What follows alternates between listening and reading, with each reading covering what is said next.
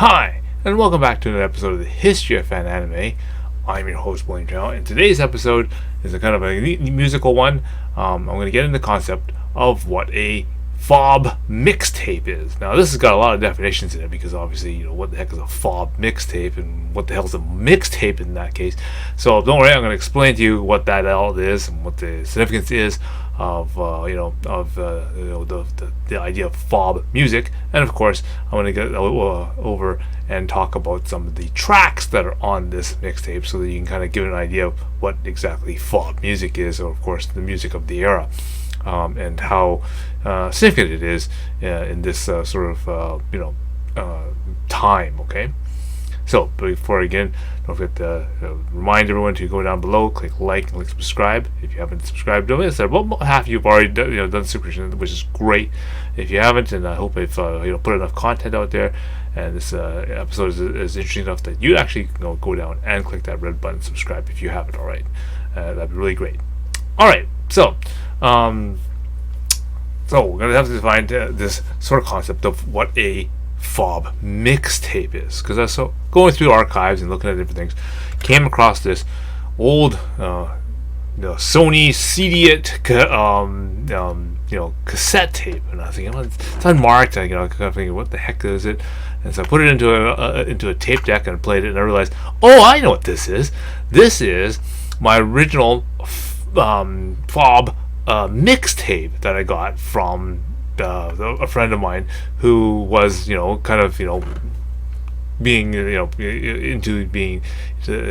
one of the a FOB and being associated with the FOBs, and so he got a copy of some of the music on a tape, and then basically I asked him, said, that sounds pretty good, can you make me a copy of it? And I remember he gave me this cassette which had a copy of all that good stuff. So let's just rewind a little bit and let's kind of go into what this particular thing is, and sort of what the situation is around this time. Okay, so we were talking about a time basically just at the tail end of the 1980s and just approaching the 1990s. Okay, I was just moved into down to Vancouver, and I'm getting associated and making friends with different people and whatnot, and sort of one of the groups that I wanted to get into and kind of get more associated with is what they know as the FOBs. Okay, now FOBs, is a kind of a derogatory term nowadays. It means fresh off the boats. Okay, it means immigrants or whatever. That's people that normally came from a different country into your country, and traditionally it used to be by boat. Okay, at this particular time we're referring to the Vietnamese boat crisis, for example, where a lot of the people escaping Vietnam came over on boats and basically landed in other countries like Australia, in Asia, and of course all the way into Canada here, on a boat. Okay, so that's where the term "fresh off the boat" comes from. Now, this new kind of breed of FOB, is unlike those people who were poor and came or escaped from their country as because of war. This new shall we say group of FOBs, comes from Hong Kong or Taiwan. And generally speaking, these people are very rich and very affluent. And they are basically basically getting prepared for the Hong Kong takeover of from China, back to China, because as England is going to release their 99-year thing on Hong Kong and basically return it back to China in 96. So a lot of these people are getting ready to evacuate, as it were, or kind of jump ship in case things go all bad. So a lot of their kids and that kind of stuff get sent over to places like Vancouver, San Francisco, Los Angeles, Seattle. Because they're relatively close to Pacific type of thing. You have fairly large Chinatowns and that kind of stuff, so they'd probably fit in pretty well. And so they send their kids and that kind of stuff. They buy houses and that kind of stuff in these these cities in the attempt that if something goes bad, then they basically have a ticket out, and they can leave Hong Kong and land somewhere over here.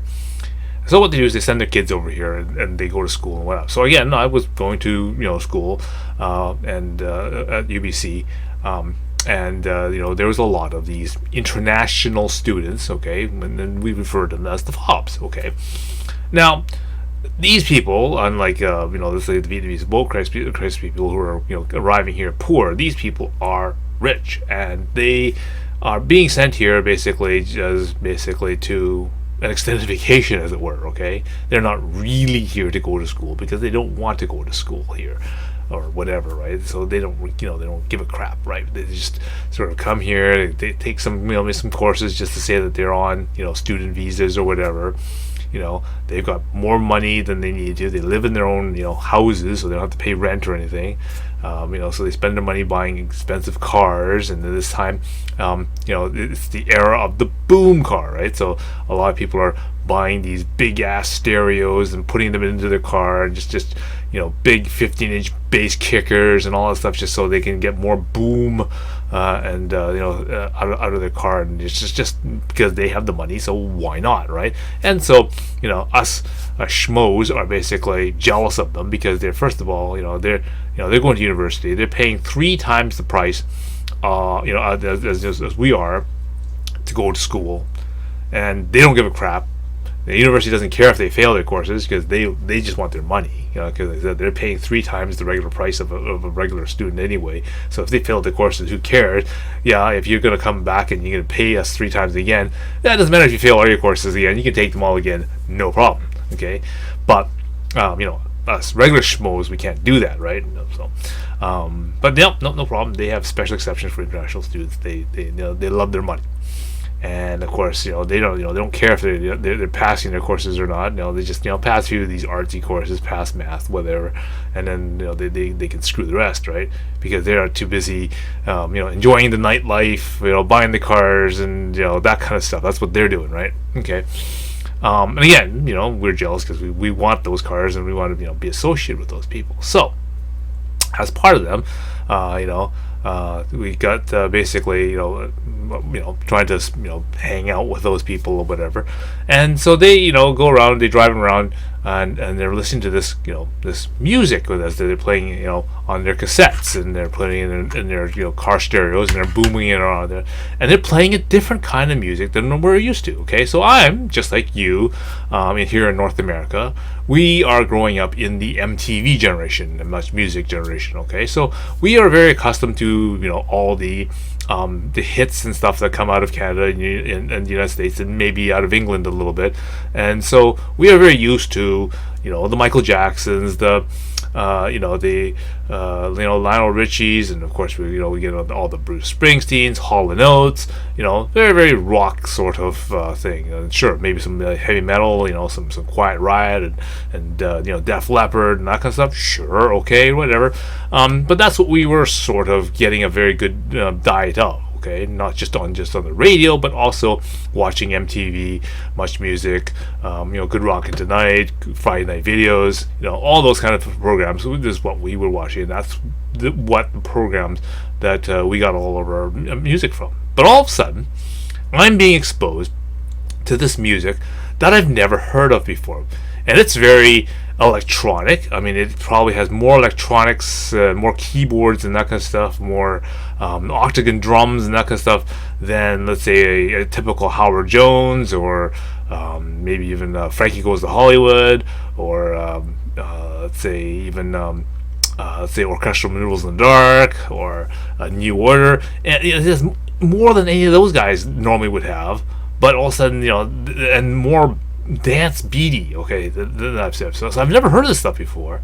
No radio play, because no radio station over here plays that stuff, and obviously none of the music video stations play any of the music videos from these things.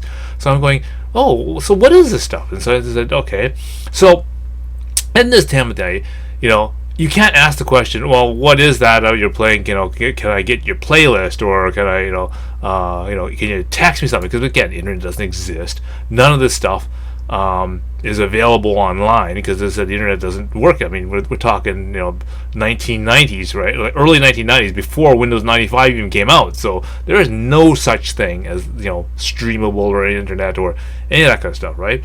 The way you had to do it is you had to say, well, hey, that's a pretty nice soundtrack you're playing on your car stereo there. Can you make me a copy of it? So what the person would have to do is he would then have to go home, take his cassette that he had playing in his car, deck, okay, and he'd have to basically put it into one machine, press play on this machine over here, take this empty cassette, okay, put it into another machine over here, and press record on this machine over here.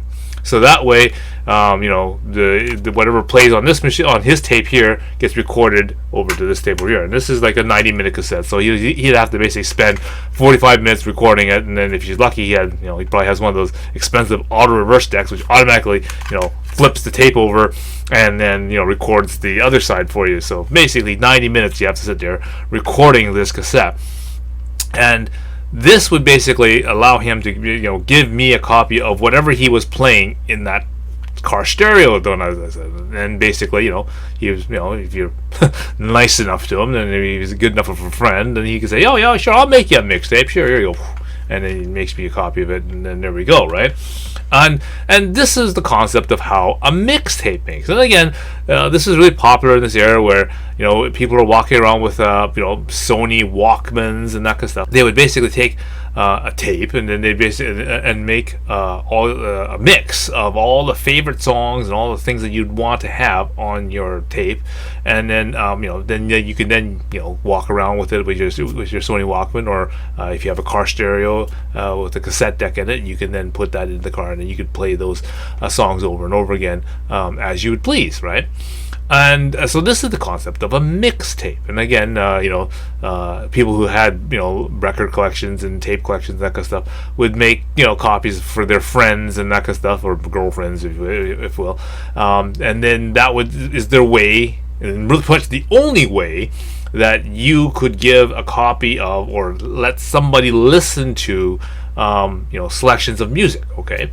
Now again, if it's the standard stuff that we normally hear on the radio and that kind of stuff, your Hall & Oates, your Michael Jacksons, your all that kind of stuff, then we if you wait long enough, you'll hear it on the radio and all that kind of stuff. But again, this stuff was what I referred to as at the time was FOB music. Okay, this wasn't stuff I could hear on the radio. This wasn't stuff I could see the videos for on Much Music.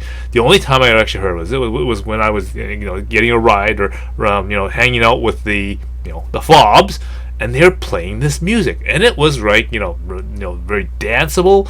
It was very electronic, but it's all stuff I haven't heard before. And the only way I was able to get my hands on it was I had to ask somebody. Said, hey, can I have a copy of that tape, or can I and so he gives you this copy of this tape, right? Okay, and as you see, and it's totally unlabeled. Okay. And that's how I got it from him. I never asked for a playlist, and I never got a playlist from him. So I had no idea what the titles of all the songs on this tape was, nor did I have no idea who sang any of the songs on it. Okay, because there is no like Shazam or SoundHound, or of course YouTube doesn't even exist right now. Google barely even existed. I can't even remember. This is 1980. This is 1980 in the 80s, 90s, right? So Google doesn't even exist as a search engine, right? So there was really no way to know what was on these these things. Even you can't even really even Google lyrics at this time. Okay, so you I was basically stuck just saying, okay, it's that song that does this, or I kind of listen to the lyrics, and if the chorus has a certain line in it, like "In the Heat of the Night," then I can probably guess, oh, okay, the song's probably called "In the Heat of the Night." But I would never know that the song is made by a woman named Sandra, nor the fact that she was from Germany. I wouldn't know that either until much, much later in time. Okay, so here I have, all these different songs. And I thought, oh, this is really cool. I mean, I really gravitate to a lot of the songs on here. Again, even not knowing what actually the titles are, and not knowing what any of the artists are on this particular thing until many years later. Okay, but this is the way I was able to listen to different types of music, and the reason why this is significant is because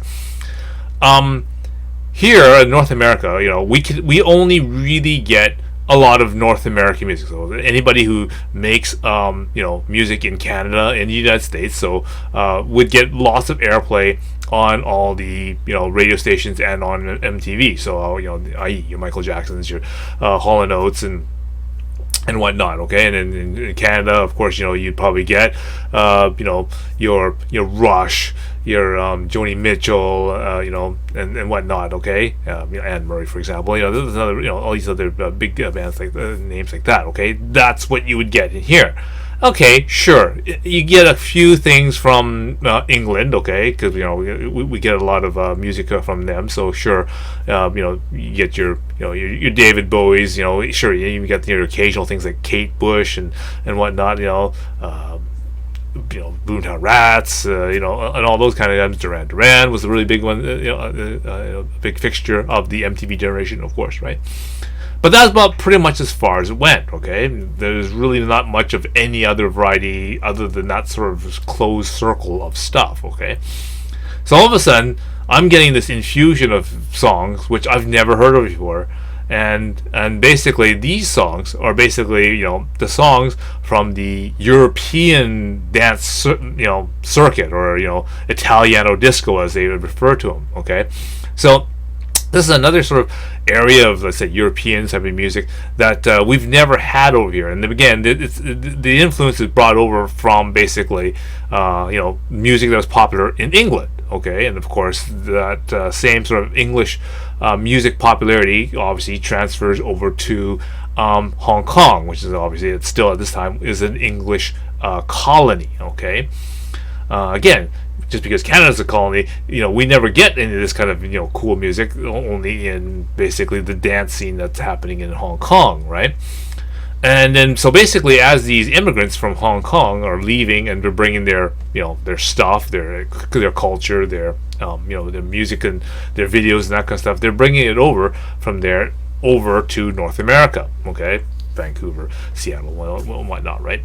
And so now I'm getting all this influx of this European music, which I've never heard of before, and and this is how this is just an example of how media travels. Okay, just the same way how, for example, Japanese animation, it has to leave Japan, get shipped over on a video cassette or on an audio cassette. It has to be shipped over to Vancouver and whatnot, and then I was able to basically go and rent for example, Japanese tapes from the local family-owned Japanese grocery store, for example. Okay, and that's how we were able to get Japanese television programming from these people that recorded it and sent it over.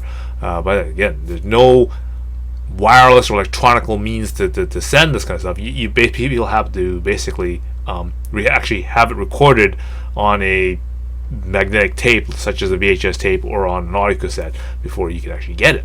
Okay, so here I am listening to all this stuff, and then, as I said, it literally took me several years, even into the 2000s, before I fully actually figured out what all the songs are and who they are, and actually even get to the point of actually downloading all the music videos for all these things. Because I was a really big musical video buff, and I had even a mix tape of music videos. Then someday I'll get into that. Anyway, so I'm sure you're very curious of now what are the songs that are on this cassette. Okay, because again, you will now kind of go, okay, well, I am. I sort of know what 80s music is, or early 90s music is. What kind of songs could these be that were on this particular cassette that were, as I said, the highlight of being, quote, FOB music. Okay, and I shouldn't really say, this music I shouldn't say it's music specifically for FOBs, but it's just, that was what I guess was really popular in the dance scene, that transferred over, in popularity to England, and of course from England then transferred over to Hong Kong, to the Hong Kong dance scene, and that's what sort of the encapsulating hits from that particular period. Okay, so what kind of songs are there? Now again, I'll kind of go through them kind of quickly.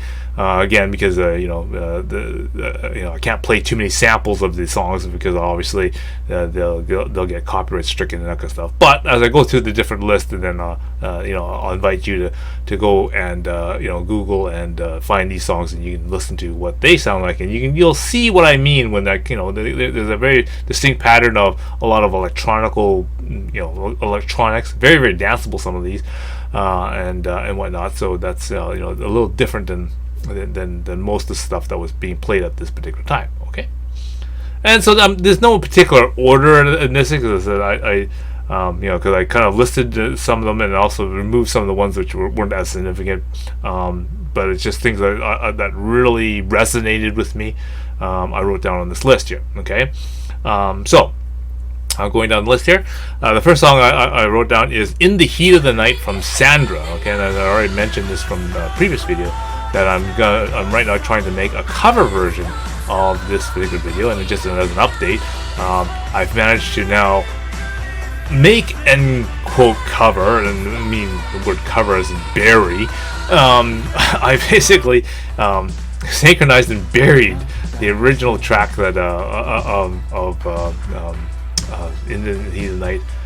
So much so that YouTube no longer recognizes it as a song from Sandra anymore. So I guess that's a kind of a good thing. Like basically, made enough and basically produced enough that it no longer recognizes it as a song from Sandra. But unfortunately, it's not quite enough to make it a song. Okay, so just the other day I added the keyboard tracks to it, and now the copyright notice now says that this video basically now uses the melody of "In the Heat of the Night." So now I've managed to trick the YouTube censor to now detect that it actually does sound like "In the Heat of the Night" now, and I'm using the melody of that song. So I guess I'm going in the right direction. So yeah. But I'll work a little bit more at it, and I'll see if I can try to fix the bass drum on that. So because it's not quite syncing up. But anyway. So that song was really significant to me because not only does it have a really good voice. Again, at this time I was very into female vocalists, right? Because of the many very strong, powerful female singers that I liked at this time: Pat Benatar, Stevie Nicks, even all female girl bands like Heart, Bananarama, of course. That's another one of the songs I'm going to try to cover. The Go-Go's, things like that. All very very popular, and those are bands and things that I really like. So again, I really got attracted to this song, and then I later found out that as I'm for my mom, who is also listening to a lot of the Cantonese music, I found out that Anita Mui also makes a version in Cantonese of this particular song. I thought, okay, so the tie-in was really quite striking at this time. So I was really interested in that. Okay, I'll continue on here. Another song was really good is USSR from Eddie Huntington, and I really like this song because it said because it had a really a cool beat to it. And it's I don't know if it's to say it sounds Russian, but I mean it really was a really catchy tune. Okay, now the next one was 628 by Europe. Okay, so this one was really kind of a strange one because all I ever remembered is the number 628. And I remember the song starting off with like someone kind of dialing a number, and it sounds like it's like a telephone, and hey, Mr. DJ, it's like he dials it up and he goes, "What's that?" It says, "It's number one," and then the song starts, right? And I was like, okay, so different effects and that stuff was so I thought it was really good. And again, I didn't find out that it was made by Europe until like way further into into time. And the fact that it's also made me even more kind of confusing is that there's another band called Europe, okay, that made different music altogether. Okay, it's a totally different band, right? So that just added the confusion to it. But again, with time, the song finally came out. The next song is one called Cha Cha Cha by Fitzni Kotoni. Okay, again, this is another one of these very catchy sort of almost cha cha cha song. Again, there was on one of my mom's videos, I think it was like Fairchild or whatever. I remember hearing this cha cha cha song as well in Cantonese. So again, there's another one of these songs that they covered in Cantonese. Again, because I guess what they do is not only do they cover a lot of North American music or popular music, but things that come from the Europe and England and whatnot. If it's popular in Hong Kong, then they say, okay, well, we'll just take the rhythm track and beat track and we'll just make it in Cantonese. So that's the example. For example, the song in the Night from Sandra, and of course the Cha Cha Cha song here. They also made one too. Let's see, what else did Colder Than Ice by Grant Miller. Okay, so again, for the longest time I just knew this as the Colder Than Ice song. Didn't realize it was Grant Miller until, again, way into the probably even close to the into the 2000s before I actually located and figured that one out. Okay. Next one was Valerie by Joy. So I really like this particular song. And I remember I made a music video for an AMV using this song to Sailor Moon, kind of equating Sailor Moon's character to the name Valerie. I really like that song, and again, didn't realize it was made by Joy until much later. A really catchy tune, and again, it's so catchy enough. I guess I said used it as the backing as an AMV for that. The next one is Hey Guy by Ken Laszlo. Now I remember this particular version, Hey Guy, okay, it had a neat mix to it where they repeated the word Hey Guy at the very beginning a whole bunch of different times in different ways, right? So obviously they're using the voice effector and the voice, and so it's really different at the beginning, and it still really is kind of hard to find that version. I don't know how I remember getting it. I just remember, maybe it's just a sample I remember doing. But yeah, it's sort of one of the extended mix versions that had. And again, when I was looking for it digitally, I had problems finding this particular version. But this, it was a nice kind of a weird mixed version. As I said, using lots of different electronics, right? And the other Ken Laszlo song they had on was Tonight. Okay, now Tonight was one of another special mix version where they added a breaking crashing glass sound in the middle of the song.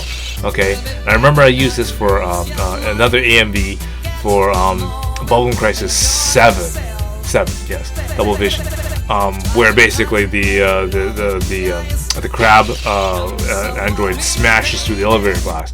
I wanted to try to time that smashing of the elevator glass with the smash in the song to use as the AMV, and it was, again, without digitally able to match sounds and video. It's really tough to do it analog using a flying erase head on a VCR.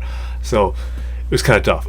But yeah. So anyways, So I really like that effect that they had on this song, and so again used this song in one of my AMVs, my first AMV sort of tracks for that.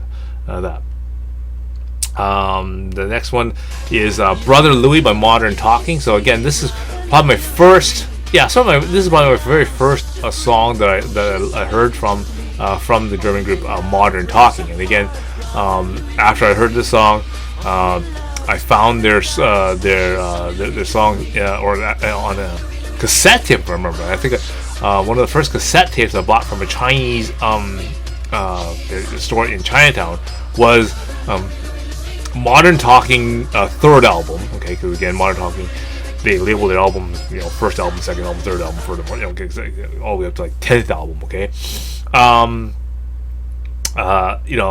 I remember buying an audio cassette version of number 3, which had various different their songs. I loved all the music that they did, and as time went on, I remember going through and going back to the Chinatown and whatnot, looking for Modern Talking CDs, and I eventually bought all the Modern Talking CDs up to 10. Okay, but yeah, definitely that's one of those bands that was really influential to me because of the just the type of music that they produce. Sort of really reminds me of this particular time, right? Another one. Let's see. The next one is Lady Valentine by Monte Cristo. Okay, and I really like this one because it really just had a nice swinging beat to it, and I remember this is one of the ones I really got addicted to. So much so that I actually had to put this onto one of those Radio Shack answering machine tapes. And again, if you can imagine this sort of tape, right? It's designed to basically play in one direction until it hits the end of the tape, and then most tape decks will either stop it right there, and basically you won't be able to play anymore on that particular side until you take the tape and flip it over to the other side, and then make it play again from the other side. Okay, or unless of course you have an auto reverse tape deck which automatically does it for you. But the answering machine tapes that I got from Radio Shack, which I worked at, had what they call an endless loop. Okay, so the tape was tied back to itself, so that after a certain amount of time, the tape would be at the beginning again, and then you could play the entire tape from the beginning again. It was short, okay, but in this case, it was short enough that I could actually put this whole song on it. So that's what I did. I took it into work, I recorded it onto an answering machine tape, and then I was able to then play the song over and over and over and over and over again, because it was an endless loop tape, right, which allowed me to be able to play this particular song over and I would listen to this for like an hour on end, the same song over and over again, just to get it into my head, and just kind of keep going to satisfy that need to listen to it. And I really liked it. It was a really nice song. Next one is Shy Like an Angel by New Romantic, and this one I really like this song because just the way that how they again on this particular version was a slightly remixed tape, especially at the beginning. Okay, they basically use some method of whatever to basically take the voice and that kind of stuff, and they dragged it in different pitches and almost like a record. They kind of let it spin up and that kind of stuff. So it was really kind of neat how they added all these extra little things to it. And even when I was just experimenting with like Cool Edit and that kind of stuff back in the early Windows 95 days and that kind of stuff with early tape editing, I remember I made a little kind of a mix reel of that kind of stuff using this particular song, and just taking certain parts of the song and remixing it back into it again, just to add some more voices on top of each other, right? But yeah, Shy Like an Angel was actually a really nice one. I was thinking of actually making music, an AMV with it, but I ended up using Send Me an Angel from Sam McCall's Academy as my choice for an Angel AMV, as opposed to Shy Like an Angel. And the last one on the list I want to make a mention to is Touch in the Night from Silent Circle. And I really like again, this song is like many, was very very catchy, very dancey, and just sort of sticks in your head. So again, again, I didn't want to play too much of any of these songs because YouTube to get too picky about copyright striking and all that stuff. So I'll have to keep the samples to minimum. And so, but I invite you to have a look and check these these songs out for yourself, and see what I mean by this kind of era of music and this type of music from this era. Okay, and what basically the FOBs listen to. Okay, so this is a selection for the FOBs. Okay.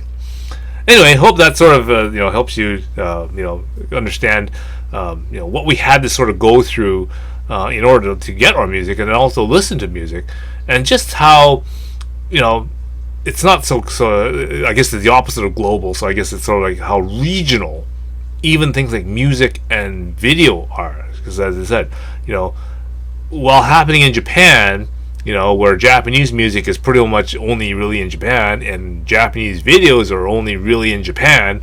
You can see that even in the early 80s or late 80s and early 90s, how difficult it was to get Japanese animation anywhere, out to other places in the world.